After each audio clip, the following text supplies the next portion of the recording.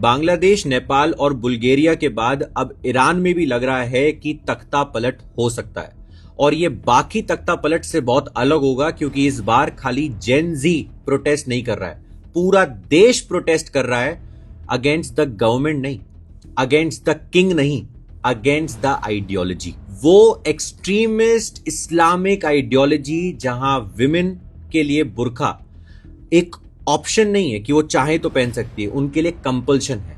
और साथ में जब आपकी जेब में पैसे नहीं होते तो प्रॉब्लम और बढ़ जाती है। इसकी डिटेल में जाते हैं। तेहरान में प्रोटेस्ट बहुत ज्यादा बढ़ चुका है। 1979 में जैसे अब ईरान के किंग शाह के अगेंस्ट हुआ था, क्योंकि वो पावरफुल था बट लोगों के पास पैसे नहीं थे और लोगों का कॉन्फिडेंस वो खो चुका था। वही सेम चीज अब खुमैनी के साथ भी हो रही है, और इसके पीछे रीजन यूएस भी है। अभी आपको याद होगा ईरान इजराइल का क्या वॉर हुआ था, उसके बीच में B-2 बॉम्बर्स जो यूएस के गए थे ईरान में अटैक करने के लिए।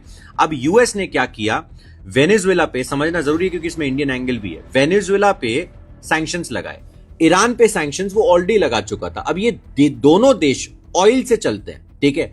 वेनेजुएला के सैंक्शंस में एक डिफरेंट चीज हुई कि सेकेंडरी सैंक्शंस बढ़े। सेकेंडरी सैंक्शंस क्या होता है, जब मान लो ऑयल जा रहा है, अब यूएस कहता है भाई वेनेजुएला से ऑयल नहीं जाएगा कहीं भी, ईरान से ऑयल नहीं जाएगा कहीं भी, तो ये लोग क्या करते हैं, फ्लैग बदल देते हैं, सी के बीच में ऑयल ट्रांसफर कर देते हैं, रडार सिस्टम ऑफ कर देते हैं, जैसे ट्रैकिंग नहीं हो पाती, नेविगेशन नहीं हो पाता इन द सी। बट ये चीजें पुरानी हो गई। अब इसको यूएस ने पकड़ना शुरू कर दिया है, और बाकी देश समझ गए हैं कि अगर हम इन कंट्रीज के संग ट्रेड करते रहे तो यूएस सैंक्शन हम पे भी लगा सकता है। इसलिए बहुत सारे पोर्ट्स ने उन्हें आने से मना कर दिया, इंश्योरेंस कंपनी ने इंश्योरेंस देने से मना कर दिया। इसकी वजह से इन कंट्रीज की करेंसी गड़बड़, मतलब कंप्लीटली डिवास्टेड होने लगी, और साथ में वहां पे जो इन्फ्लेशन है वो डबल डिजिट में जा चुका है, अनएम्प्लॉयमेंट डबल डिजिट में जा चुकी है। ईरान ये प्रॉब्लम अब फेस कर रहा है। देखना होगा क्या चेंज होने वाला है। इंडिया में इसमें एक बेनिफिट होने वाला है।